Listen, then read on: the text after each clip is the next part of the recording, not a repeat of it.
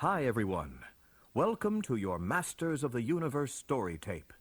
Sit back and relax. It's time to start our exciting story, The Secret of the Sword.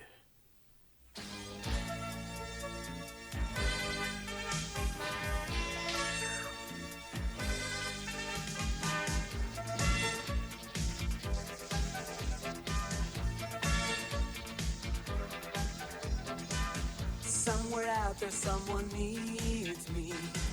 I don't know how or where, but believe me, I walk the universe to find her, for better or for worse beside her, for the honor of love, by the power above. I have the power, I have the power. A stranger walked into my world, and when he talked I really heard. He spoke of things like love and peace. The joy it brings will never cease. For the honor of love, by the power above. I have the power, I have the power. The truth of love will always guide us. The strength of love will be beside us. Forevermore we'll be together. Our hearts will soar one to the other. For the honor of love, by the power above. We have the power. We have the power. So can you.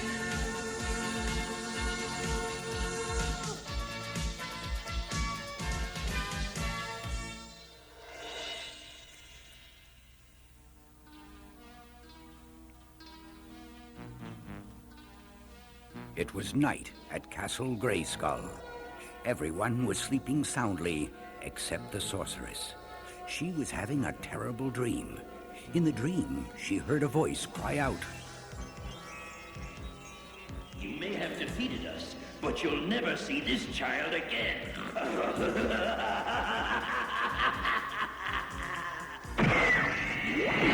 Waking from her dream, she shouted out a mysterious name. Adora! The sword! Before the sorceress's eyes, hovering in midair, was a glowing sword that looked exactly like He-Man's sword of power, except for a shining jewel in the handle. As the sorceress stared in amazement, the magical sword began to float away. She jumped out of bed and followed it until it stopped before a door of mystery. The door creaked open, revealing a glowing gate. Suddenly, the sword lost its glow and fell to the floor. The sorceress picked it up with wonder. Can it be? After so long. Later, Prince Adam received a mental message from the sorceress, summoning him to Castle Grayskull. When Adam and his tiger Cringer arrived, the sorceress showed the prince the glowing gate. Prince Adam was puzzled. Well, if it's a gate, where does it go to? That I cannot say. This door has never opened before. And you want me to pass through it and find someone in the world it leads to? This sword shall lead you to the one you seek. Why, except for this jewel, this sword looks exactly like mine. And like yours, it is meant for someone with a very special destiny. But how? Adam, please, ask no questions. Until you find this one, I can say nothing. The very fate of the universe may depend on your success. The prince turned to his tiger and asked, Well, ready for an adventure, Cringe? An adventure? I haven't even had lunch yet. Enter the gate now, Prince Adam, and good luck to you.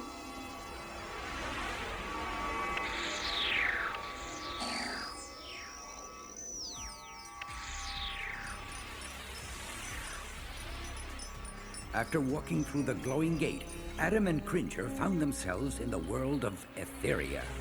They continued on until they came upon the village of Thamor. Finding an inn where they could eat, Prince Adam and Cringer went inside. Seated in the corner was a handsome young man named Bo. On his shoulder sat his pet Cowl, an owl with butterfly-like wings. When Bo spotted Adam, he asked Cowl, You think he's a spy for the Horde, Cowl? It seems quite unlikely, Bo. The only time a horseman ever smiles is when he's doing something awful to someone. A few minutes later, 3 Horde troopers entered the tavern and immediately started trouble. They attacked the harp player and destroyed his harp. Adam and Bo jumped into the battle. The troopers were strong, but clumsy, and were no match for the 2 young men.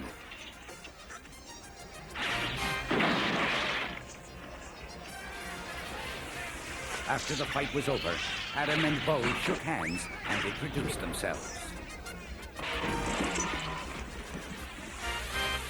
My name's Adam.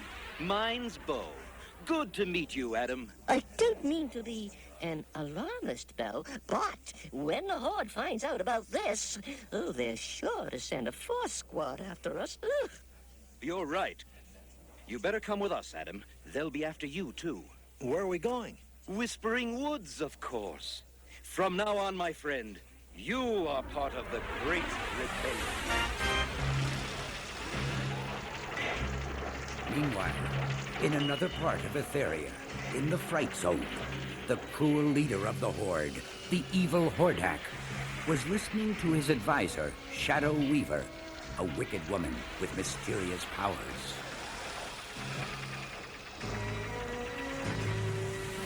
Well, my dark magics have told me that a stranger from another world has come to Etheria, and he brings with him the seed of great trouble for the Horde. Where is this stranger? He was in the kingdom of Bright Moon, but my spells can no longer find him. Send Force Captain Adora to me at once. I have a plan which will bring this stranger into the open. And then we will teach him it's not nice to cause trouble for the evil Horde.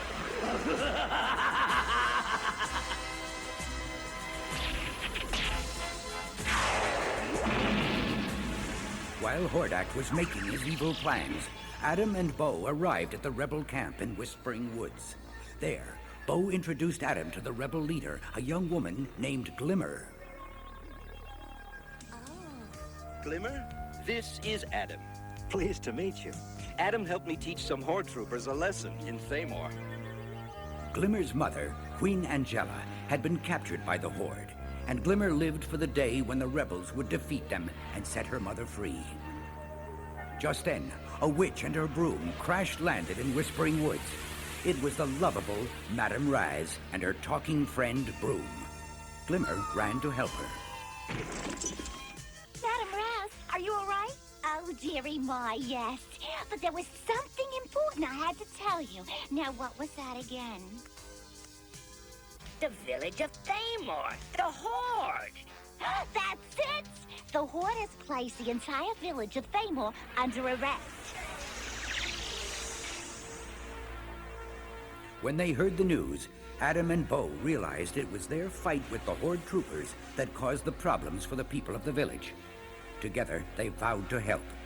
Gathering Glimmer's band of rebels, they returned to Thamor, where they saw a terrible sight. Glimmer cried out, It's a Horde slave transport, but they're loading the villagers into it. The rebels had to stop the Horde villains. Even though they were greatly outnumbered by the Horde troopers, Glimmer's troops fought bravely.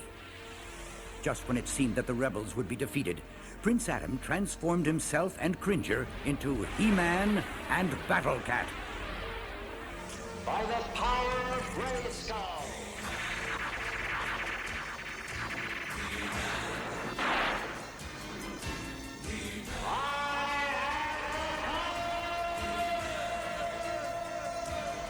Soon, the battle narrowed down to just 2 fighters, He-Man and Force Captain Adora. When He-Man pointed the sword of protection at Adora, it began to glow. Adora's face appeared in the jewel. He-Man was amazed.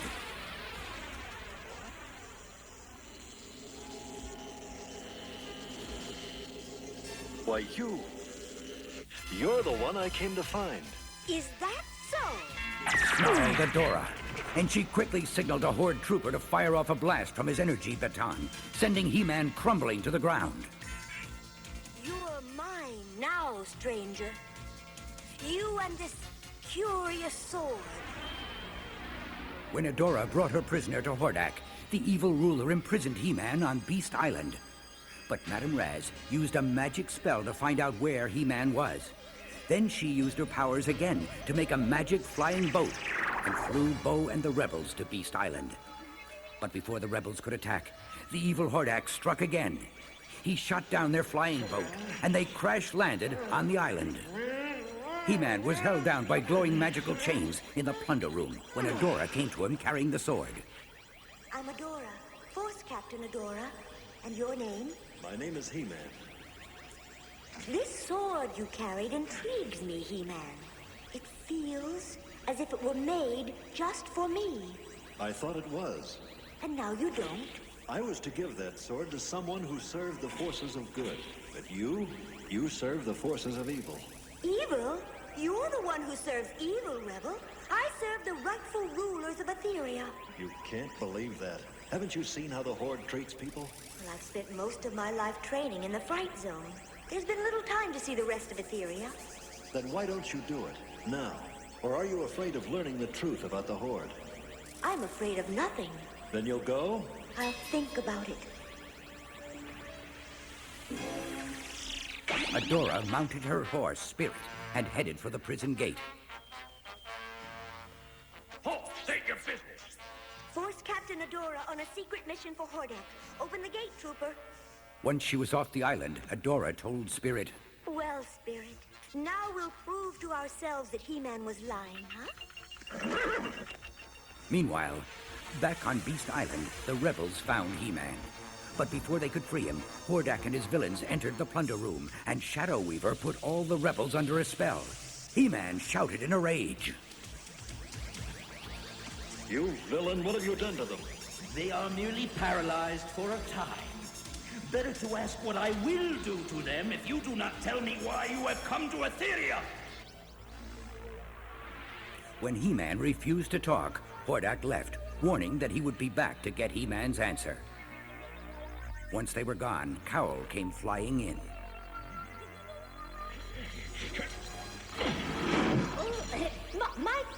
Might I be of some assistance? Can you get me loose?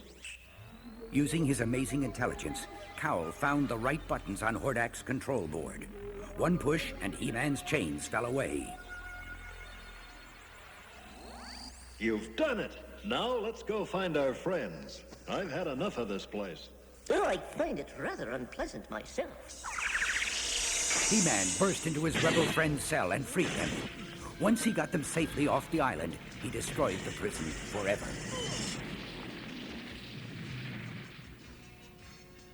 Well, that's one prison the Horde will have to do without.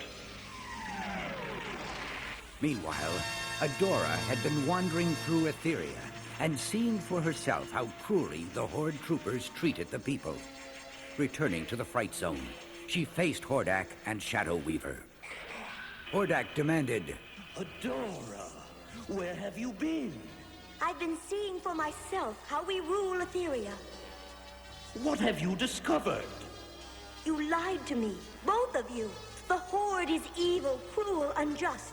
The people hate us, and with good cause. Let me help you, child. Shadow Weaver moved towards Adora. Stay away! Surely you would not harm me, Adora. Am I not like a mother to you? You will see things clearer after some sleep, said Shadow Weaver as she put Adora under an enchanted spell. Hordak was worried. First this He-Man arrives, and now Adora turns against me. Well, remember who she really is. Yes. Hordak would stop at nothing to keep Adora loyal to him and to destroy his enemies. he had devised a dangerous new weapon, the Magna Beam Transporter, which could send anything or anyone wherever he wished. Its energy ray was powered by draining the strength and willpower of captured rebels, Hordak boasted. Once the Magna Beam is at full power, I will transport the entire Whispering Woods to the Valley of the Lost, and all the rebels with it! Back in Whispering Woods, Glimmer tried to persuade Adam not to go back and fight Hordak. But Adam, mission or no mission, it's foolish for you to go to the Fright Zone. Oh, you'll be captured. Stay with us in the safety of Whispering Woods. Now, even the Whispering Woods are not safe from the Horde. I have to get going. Once he was out of Glimmer's sight, Adam transformed again into He-Man.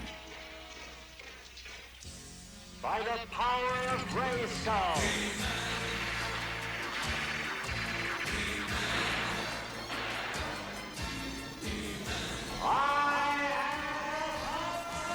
He-Man then captured a Horde trooper and disguised himself in the trooper's clothes. But Shadow Weaver's cunning magic saw through his disguise, and she advised Hordak.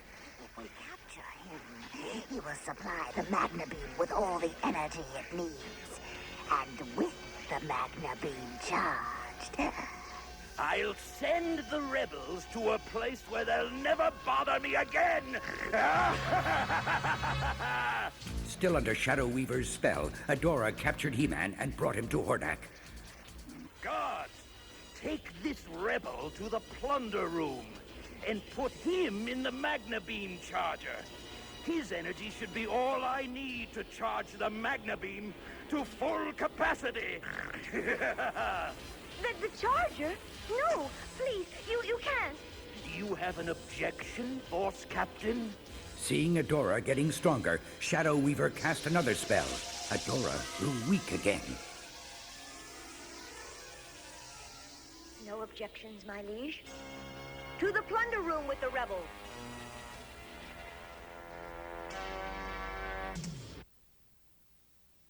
That night, Adora's sleep was disturbed by strange dreams.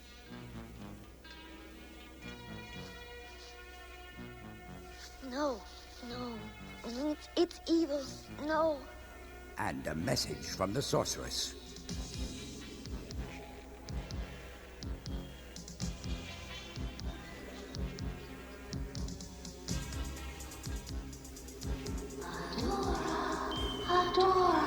Adora! Adora awakened with new strength. Something strange is happening. I don't know what it is, but I'm going to find out. Adora went immediately to the plunder room, where she saw how He-Man's strength was draining. Then the face of the sorceress appeared in the jewel of her strange new sword. The sorceress spoke. Adora, the time has come for you to seek your destiny. You must throw off the enchantments that have made you a slave to the Horde's will.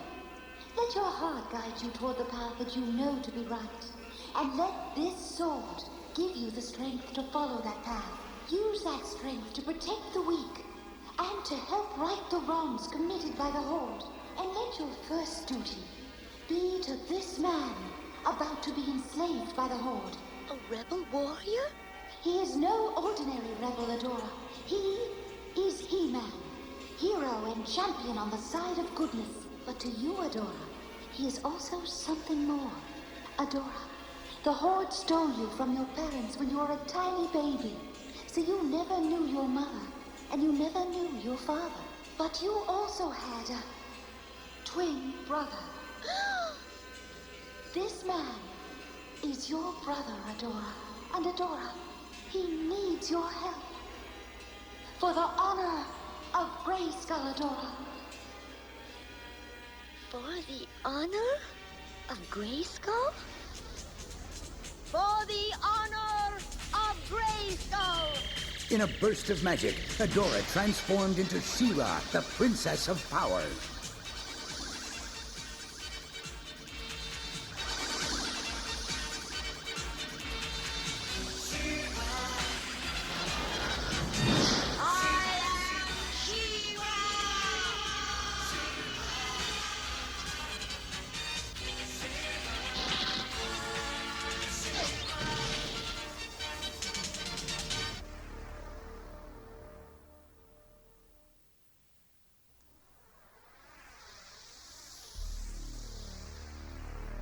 Hordak had imprisoned He-Man in the plunder room to drain his strength and charge his evil Magna Beam. Now that she knew the truth about herself, She-Ra was determined to help her long-lost brother. Oh, my brother. What have they done? Can I do anything? The guards will be here any second. Who are you? A friend who wants to help you. The sword of power. My sword. Of course. The sword of power. She-Ra tossed He-Man his sword, which he hid just as Hordak and his guards burst into the room.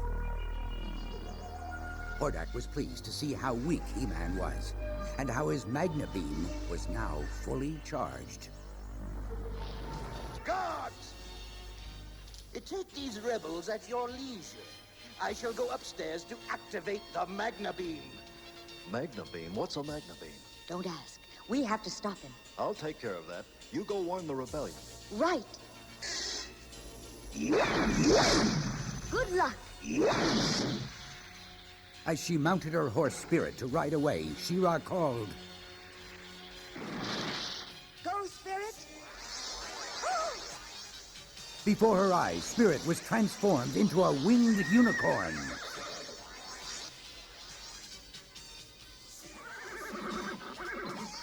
I am Swift-Wind now, dear friend, he said as they flew off. Meanwhile, back in the prison, He-Man followed Hordak up to the roof and surprised him at his Magna Beam by pushing up through the floor. Pretty good, rebel, but not good enough. I'm activating the Magna Beam. This will take care of Whispering Woods. Oh, no. Hordak has turned on the Magna Beam. I've got to do something. Wait! That big rock just might do it. Down, Swift-Wind! Using her amazing powers, She-Ra tossed a boulder high into the air to intercept the Magna Beam. The boulder exploded with a fury.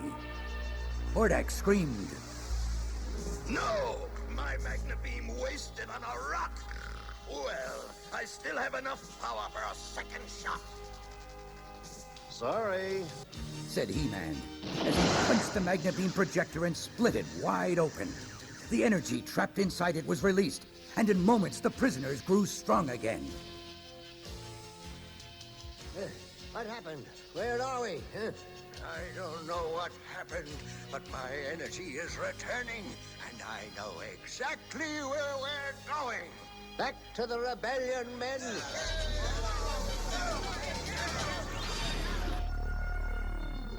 Enraged that his Magna Beam projector was destroyed, Hordak turned on He-Man. But She-Ra swooped down on Swift-Wind and carried He-Man off. Poor Hordak. He's had a pretty frustrating day. Thanks for the rescue. By the way, you were just in time. Well, what are sisters for, anyway? Sister? What do you mean? He-Man, I think we have a lot to talk about. Once She-Ra explained how the sorceress appeared to her and told her who she really was, the sorceress appeared again. This time, she spoke to He-Man and She-Ra together. Many years ago, twins were born to Randor, King of Eternia, and his queen, Marlena. Those babies were you, Adam, and Adora. My parents. My real parents. To have two such fine children brought great joy to the king and queen. But that joy was soon to turn to sorrow, and the cause of that sorrow was a force from another dimension, a force known as the Horde. Led by a vicious tyrant called Hordak, the Horde attempted to conquer Eternia, but they were no match for your father's brave soldiers and the magic of Castle Grayskull. So Hordak hatched a vile plot. He knew you were both destined for something special, though he did not know exactly what. So he crept into the palace, determined to steal you both away. With him went his favorite pupil, Skeletor. Once the sorceress had finished the story of the kidnapping, She-Ra exclaimed, My whole life has changed because of this sword. I know. and you should give yourself some time to think things over. But there is something you can do right now. What's that? Give your brother a big hug. He-Man and She-Ra hugged each other, then transformed themselves back into Adam and Adora. They returned to Whispering Woods and surprised the rebels with the news that their former enemy, Force Captain Adora, was really Adam's sister. That's right. Adora's my sister. She was only serving the Horde because of one of Shadow Weaver's evil spells. But I've broken it, and from now on, I'm with the rebellion. He-Man and She-Ra then decided that their first mission was to rescue Queen Angela, the mother of the rebel leader Glimmer. The Queen was being held prisoner by the Harpies, evil witches from the Fright Zone. The mission was a success, and it was a happy scene when the mother and daughter were reunited. Adam and Adora then decided to return to Eternia so that Adora could meet her parents. They traveled through the same glowing gate that had brought Adam to Etheria. But Hordak, flying overhead, spotted them. No, no! I won't let her escape me. Take the controls. He cried to Shadow Weaver. In an instant, Hordak transformed himself into a mini-missile. He blasted off and rocketed through the glowing gate just before it closed. The evil Horde had returned to Eternia once more.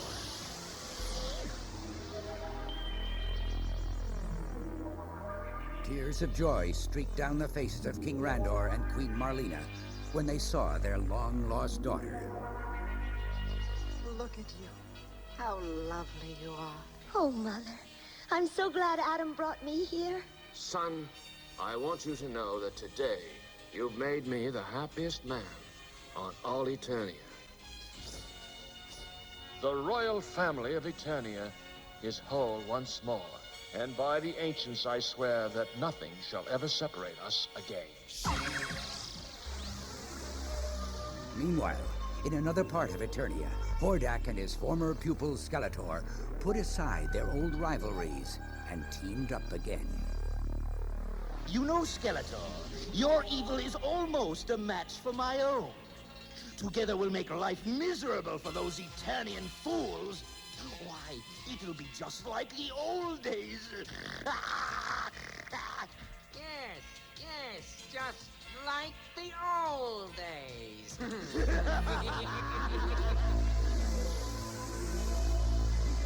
Hordak was determined to steal Adora back, and with Skeletor's help, he cleverly disguised himself as a chef to sneak into the palace. When the new chef's cake burst open, Hordak jumped out, firing stun rays at everyone. He grabbed Adora in his arms, and before anyone could stop him, he fled the palace with his prisoner. When the stun rays wore off, Prince Adam transformed into He-Man, then appeared before Queen Marlena. Oh, He-Man, they've taken my little girl from me again. Please get her back. I will, Queen Marlena. That I promise you. Back at Snake Mountain, Hordak was preparing to step back through the glowing gate, taking Adora with him, but Skeletor had other ideas. I'm afraid the plan has been changed, old friend. I have better use for the Princess of Eternia than you. What? Skeletor and his henchmen pushed Hordak through the gate. Skeletor! You traitor! And now, Princess, I must decide what to do with you. Adora was very clever. She pretended to faint, and when she was alone in the dungeon, she transformed into She-Ra. For the honor of Grayskull!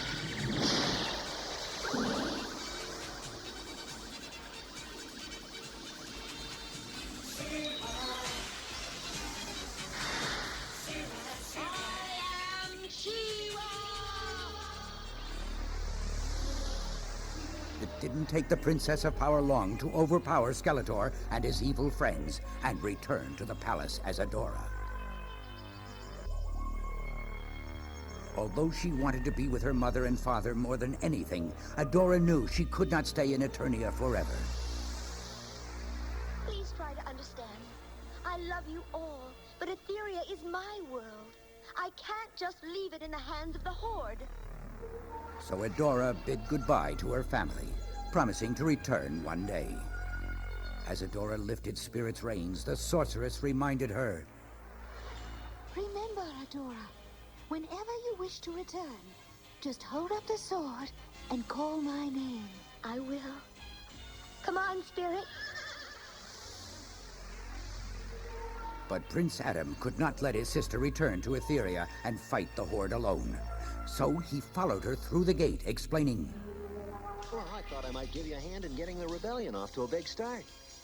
Yeah, I hope you don't mind. Looking skyward, Adam and Adora saw an awful sight. Horde flyers zooming in the direction of Whispering Woods. In the blinking of an eye, they shouted, By the power of Grayskull! For the honor of Grayskull!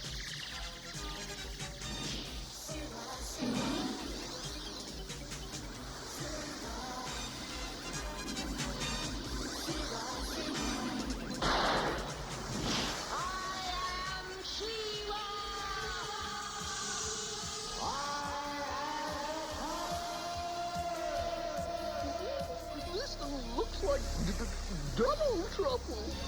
said Cringer. With the super strength and powers of She-Ra and He-Man, the rebels won a great victory over Hordak and the evil Horde. When the rebels stormed Castle Bright Moon and cornered Hordak, the evil leader was furious. No, it's not true. The Horde cannot be beaten like this. That's where you're mistaken, Jarhead. You! It's all over, Hordak. Bright Moon is free, and soon we'll free the other kingdoms as well. One battle does not win a war, She-Ra. And before anyone could stop him, Hordak transformed himself into a mini-missile and blasted off. Wait for me. Cried Shadow Weaver. And She-Ra announced, They'll be back, and I'll be waiting. As He-Man and She-Ra stood watching the victorious rebels at the palace, She-Ra exclaimed, Listen to them cheer. It's good to hear them so happy. How about you? Aren't you happy? Yes and no. You are not returning to Eternia with me, are you? I can't. Hordak was right. One battle doesn't win a war. And it's a war Etheria's fighting. I'm needed here, He-Man. At least for now. Tell Mother and Father I love them. I will. Ready to go home, Battle Cat? Sure, He-Man. Say goodbye to all my friends here, will you? And if you should ever need my help, I'll call. And if you ever... I'll know just who to ask for. Up, Swift Wind! Farewell, She-Ra, Princess of Power! Farewell, He-Man, dear brother!